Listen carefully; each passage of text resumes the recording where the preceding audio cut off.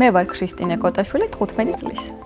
სწავლობ ჟიული შარტავას სახელობის 62-ე საჯარო სკოლაში. ჩემი საყვარელი საქმიანობაა მუსიკა, სიმღერა და სწავლა. დავდივარ ევგენი მიქელაძის სამუსიკო სასწავლებელში, ვარ მე-7 კლასში და ჩემი პედაგოგი არის მანანა გეგელაშვილი. პიანოზე დაკვრა იმიტომ ავარჩიე, რომ დედაჩემი სულ მიყვებოდა, ან მუსიკალური სტუდია ჰქონდა დედას, დამთავრებული აქვს მაგასაც 10 წლები მუსიკალური და რომ მიყვებოდა ხოლმე ძალიან დავინტერესდი. ცოტა დამაგვიანდა შესვლა მე-3 კლასში შევედი და სკოლასთან ცოტა ხელს მიშლის აბიტურიენტობის წელიწება რაღაც, მაგრამ მაინც გადავწყვიტე, რომ შევსულიყავ, იმიტომ რომ ძალიან მაინტერესებდა. და პირველი დღე ძალიან კარგად მოხსოვს ჩემ მასწავლებელთან რომ მივედი, სანამ ჩავირიცხებოდი მიქელაძის სასწავლებელში. გამოცდაზე როცა შევედი, ძალიან ნერვიულობდი, იმიტომ რომ ამ ფასიანზე მოხვდებოდი, ან უფასოზე და სულ იყო 150 ბავშვი და შერჩევა იყო 20 ბავშვი და ერთად უფასოზე ვინც ისწავლიდა. და რო შევედი, მახსოვს სიმღერა მომღერეს, ჟუჟუნაწვიმა, ჭრელო პეპელა და ნოტების გამოცნობა იყო, ესეთი უნდა შეტრიალებულიყავი, ისინი დაუკრავდნენ რომელიმე ნოტს და უნდა გამოგეცნო რა იყო. და ძალიან კარგად ჩავაბარე, მაგრამ მაინც ძალიან მეშინოდა. და ერთ კვირაში დაახლოებით დამირეკა ჩემო მასწავლებელმა, რომ უფასოზე მოხვდა ძალიან ბედნიერი ვიყავი. თავიდან ჩემთვის ყველაზე რთული იყო პირველი კონცერტი. ეს იყო სკოლის კონცერტი, საშობაო და ძალიან ნერვიულობდი, იმიტომ რომ ბახის ნაწარმოებით დავიწყე, ანუ საკმაოდ რთული შესასრულებელია და კონცერტზე გავედი. თან ეს კონცერტიც ისეთი იყო, სადაც შერჩევით ხვდებოდნენ ბავშვები. და რო გავედი ის ვიდეო დღემდე მაქვს და შიშისგან ძალიან კურიოზული რაღაც დავემართად. ანუ თან მევხსნიდი ამ კონცერტს და რო შევედი, რო დამიძახეს, სკამზე ხოვჯდებოდი და ბავშვი ვიყავი ხავე, რო ანალიზებდი, როგორ შევედი რაღაც და რო შევედი, მქონდა საშინლად შეშლის სახე და სკამზე რო ვჯდებოდი, აგრეთვე დავეხეთქი ამ სკამზე, რასაც ქვია პირდაპირ მნიშვნელობით. და ეს ვიდეოში ჩანს.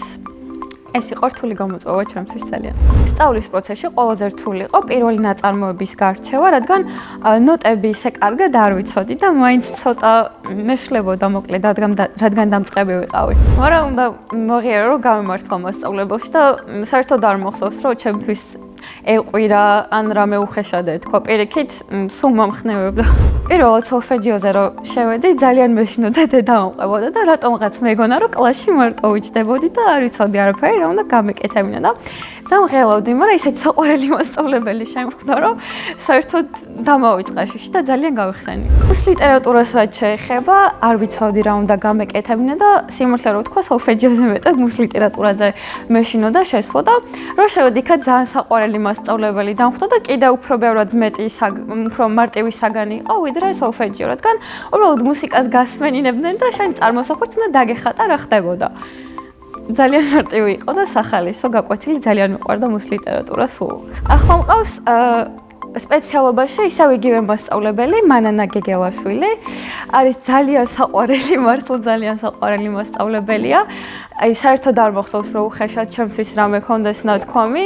პირიქით, სულ გვერდში მიდგას მომხნევებს. საშინელო, ანუ როცა რთულად მიდიოდა გამოცდები, ყოველთვის მომხნევებდა. სხვა შორის ორკესტრთან უკრავ ყოველთვის. აი ყოველ წელს უკრავ, არ ჩამიგდე და წელსაც გვაქვს რაღაც გეგმები და ყოველთვის დააქვს რაღაც განსაკუთრებული მნიშვნელოვანი ხატი, რომელიც ჩანთაში უდევს და ესე კონცერტზე გასვლის წინ ორივეს ერთმანეთს ვეხუტებით, რასაც ქვია და ვლოცულობთ, რომ კარგად და მშვიდობიანად დავუკრა, ისე რომ არ გავჩერდა. ძალიან ლამაზია, მშვიდია და არ ვიქნებოდი წინააღმდეგი, რომ იყოს ჩემი ოჯახის წევრი. ჩემი საყვარელი კომპოზიტორი გახდა მოცარტი ფილმი ამადეუსის ყურების შემდეგ. არ ვიცი, მომეწონა მისი გამოწვევები და უბრალოდ შემიყვარდა რა მოკლედ თან, იმიტომ დამაინტერესა მოცარტმა, რომ შარშან დავუკარი მოცარტის მე-20 კონცერტის მეორე ნაწილი ორკესტრთან ერთად. და ეს იყო ჩემი პირველი სიმფონიური ორკესტრის კონცერტი და ძალიან ვღელავდი, მაგრამ კარგად დავუკარე და მოკლედ შემიყვარდა მოცარტი ძალიან.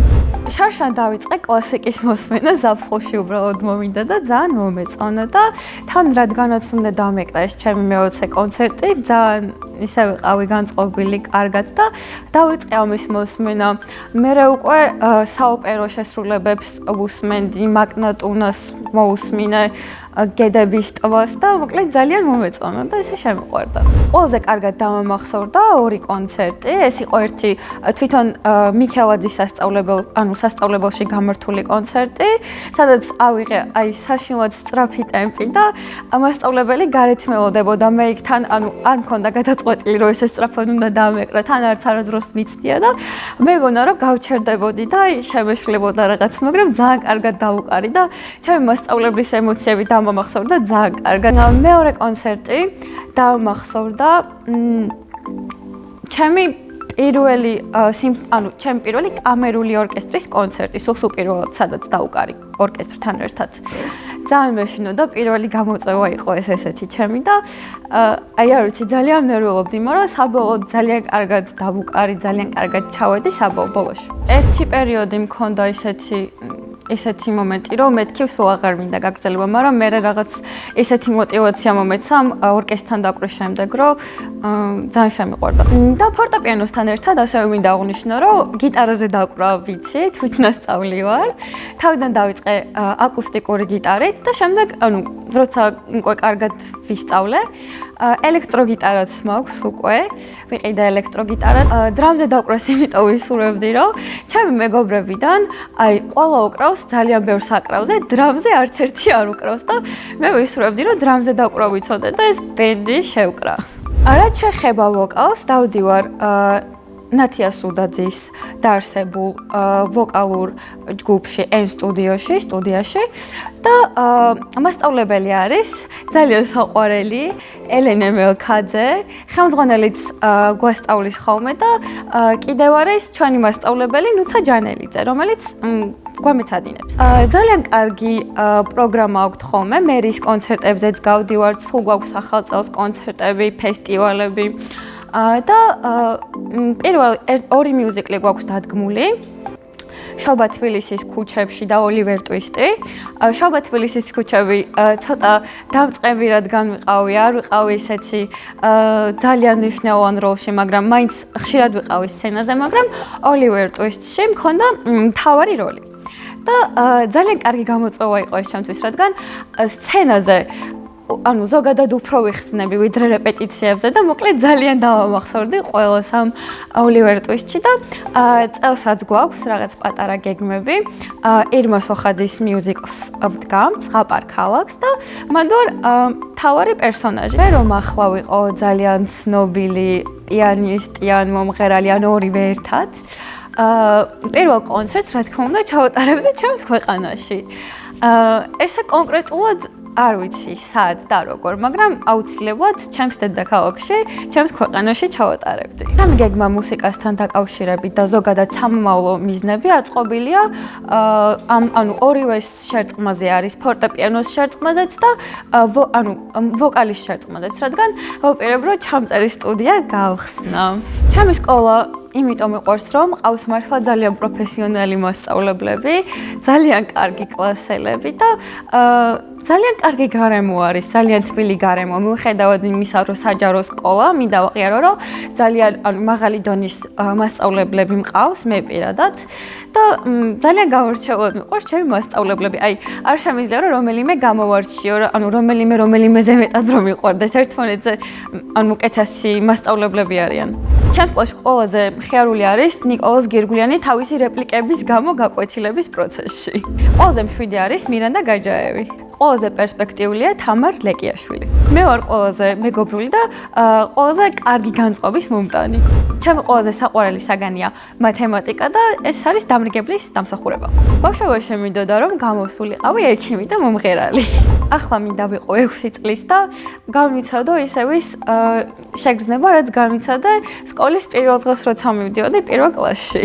ვცხოვრობთ მე, დედა და მამა. და ჩემი ძაღლი. მინდა მყავდეს 2 ძმა და 1 და. მამა არის ძალიან სიმპათიური, ძალიან მონდომებული, ძალიან მიზანდასახული, ძალიან მშვიდი, ძალიან წყნარი და ძალიან გამგები. მე ვარ მამიკოს გოგო. დედა არის ძალიან ლამაზი, ძალიან თბილი, მეგობრული, თუმცა ზოგჯერ უყვარს ხოლმე ესე რაღაცებზე ჩაძიება და მოკლედ, მამა მაინც უფრო მშვიდია, დედა უფრო ისეთია ემოციური. მე ვიტყოდი რომ ვარ საშუალო დონის დიასახლისი, რადგან გააჩნია როგორ ხასიათზე ვარ. აი მაგალითად როცა სახლში მარტო ვარ, შემიძლია რომ ჩავრთო მუსიკები და მთელი დღე ვაკეთო საოჯახო საქმეები. ჩემი აზრით მე ვარ საშუალო დონის კულინარიის მცოდნე. მაგასაც ხასიათის მიხედვით ვაკეთებ და ხშირად ვაკეთებ ხოლმე ყველიან მაკარონს. ძალიან გემრიელი გამომდის და ასევე მიყვარს ბლინების გაკეთება. ჩემი საყვარელი საჭმელია შემწვარი კარტოფილი. მიყვარს კითხვა და ჩემი საყვარელი წიგნია ორი ნაბიჯი შენამდე. მე რომ მწერალი ვიყო, ფანტაზიური ჟანრის წიგნს დავწერდი აუცილებლად. ამ წიგნის მთავარი გმირი მე ვიქნებოდი. ასევე მიყვარს სერიალების ყურება და ჩემი საყვარელი სერიალია ერთხელ ზღაპარში. ჩემი ოცნების საჩუქარია ელექტროპიანინო, რომელიც არ არის სასურველი, მეცადინეობის დროს, მაგრამ მაინც ძალიან მინდა რომ მქონდეს. ჩემი აზრით, როცა გავხდები 19 წლის, აუცილებლად წავალ საფრანგეთში პარიზში. ყვავილებიდან მე ვგავარ უეკლო ლურჯ ვარდს. წინა მონაწილემ დამიტოვა შეკითხვა, ქრისტინე რომ არა, რა მერქმეოდა. მე ქრისტინე დამარქვა მამამ, მაგრამ ძალიან მომწონს სახელი თეკლა და სხვა შორის წესით უნდა მერქვას თეკლა, თუმცა რაღაც დღესასწაული იყო იმ დღეს, როცა მე დავიბადე და უცებ შეიცვალა მამამ აზრი და გადაწყვიტა რომ ჩემთვის დაერქვა ქრისტინე. ანუ ქრისტინე რომ არ მერქვას, აუცილებლად მერქმევდა თეკლა. ჩემ შვილებს დავარქმევ თომას და ნუცას. შემდეგ მონაწილეს კი ვუტოვებ ასეთ შეკითხვას, რომელი სუპერძალა უნდა რომ მქონდეს. მე მაგალითად მინდა მქონდეს ტელეპორტაციის უნარი. რო შემოგზაურობა რომ შემეძლოს, ვიმოგზაურებდი მე-20 საუკუნის ბოლოს საფრანგეთში. ბედნიერება არის ის ემოცია, რომლის აღწერაც სიტყვებით ზოგჯერ შეუძლებელია. ბედნიერება შეიძლება მოგანიჭოს პატარა დეტალებმაც კი, ეს იქნება რამე პატარა საჩუქარი, ტკბილეული, თუ უნიშნელო რაღაცამაც შეიძლება ბედნიერება მოგანიჭოს. მე ვარ ბედნიერი ადამიანი.